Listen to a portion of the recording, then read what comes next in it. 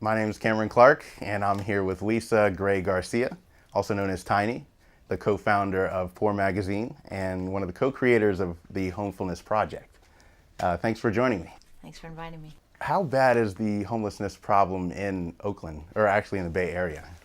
In the Bay Area, we have the rising homelessness among elders and disabled people. I'm sure you heard the story of Iris Canada, the 100-year-old black elder who was evicted. With the rise in gentrification and removal and land grab by people who just got here, you have literally thousands more people now trying to exist somewhere on the street without being seen. You have homeless families, and there are encampments all over the Bay Area, places and spaces that me and my mom used to live in.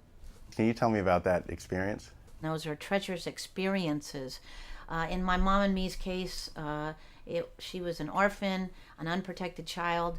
She made it by any means necessary off of welfare, like a lot of poor mamas do. She became disabled, and then money stopped, and we were unable to pay the rent, and we moved first into our car. We lasted in our car for a while, and then because it was a hoopty, and we were constantly being harassed by police for sitting or sleeping in our car in the so-called public streets, which if folks don't understand is a crime, it's a citable offense, then they would take the car away. And so then we would end up, maybe if we were lucky, in doorways. We tried shelters. Shelters are really unsafe places for minors and mothers. Eventually, I was incarcerated, and I did 3 months in Santa Rita because we live in a money bail state. If you don't have the money to pay your bail, you end up in jail. Wow. Yeah. How did this play into you wanting to start the Homefulness Project? You know, there's a lot of people out there that I call developers, housing developers or non-profiteers that come up with solutions every day to fix us, to serve us, to become a savior and help us. But they never consider that we have solutions of our own. And so me and my mom, while sleeping in our car, actually came up with the idea of homefulness in 1996. Which is a poor people-led solution to homelessness. It includes a liberation school for our children, for formerly homeless and homeless children in poverty, called Decolonize Academy.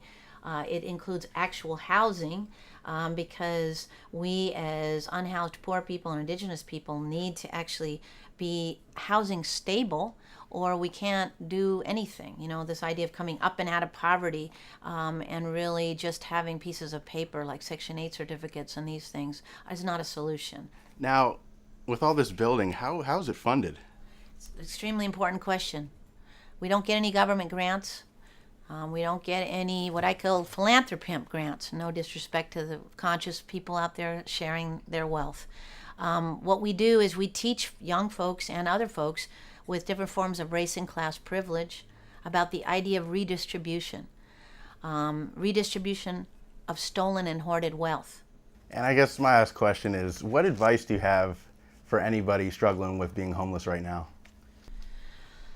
It's a huge story, and a huge struggle. I say to link up with other movements that are actually talking about land liberation, to come through to Poor Magazine. You can find us on Google us, Poor, P-O-O-R, Poor Magazine. We're in fact Poe. For anybody out there who has money, please pick it down because we're struggling. And to honor your own ideas and your own solutions. This is a long-term project. We're looking to start Homefulnesses in LA and to work with other poverty scholars and poor people movements all across the world. Nice. Poor single parents and poor people in general are isolated, separated by, this idea, the cult of independence, I call it, the ways in which we're taught that to be a good, successful person in the U.S., you need to make it on your own. Actually, that has nothing to do with interdependence and the connectivity that we need to survive and thrive. We create media. We make media. We have KEXU 96.1. It's a radio station.